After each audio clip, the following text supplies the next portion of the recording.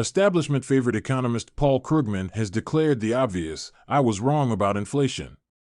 Issued from his prestigious perch at the New York Times, Krugman's confession centers on what he describes as an early 2021 economic debate over the consequences of the $1.9 trillion American Rescue Plan Act enacted on March 11th of that year. Quote, some warned that the package would be dangerously inflationary, others were fairly relaxed. I was team relaxed. As it turned out, of course, that was a very bad call.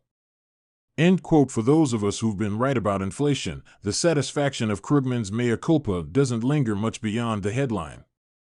That's because, as John Sexton writes at Hot Air, Krugman spends the entire column explaining how the people who were right for the wrong reasons.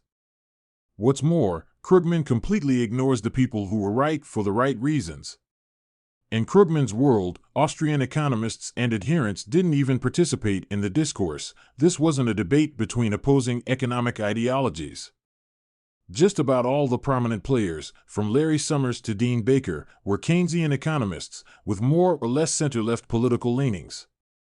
It's not just the Austrians who shall not be spoken of, even the substance of their ideas are glaringly absent.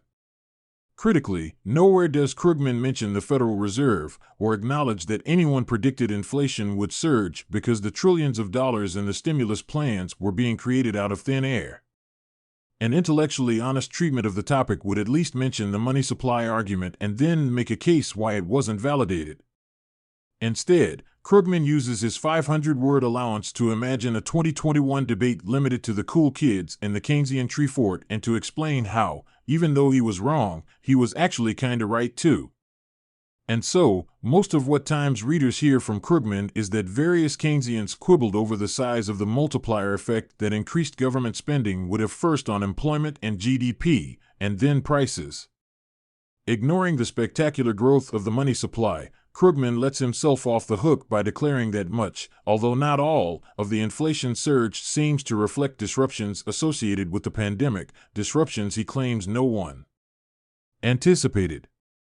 Discussing his column on MSNBC, Krugman claimed that nobody really thought about logistics, supply chains, or any of that stuff until suddenly it became a big problem.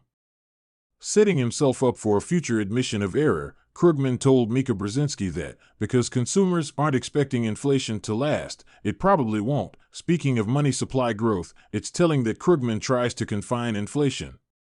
Controversy to the 2021 stimulus package. 2020 had its own multi-trillion-dollar Keynesian bacchanalia fueled by the Fed's money printers, to say nothing of quantitative easing and other Fed follies perpetrated since the Great Recession.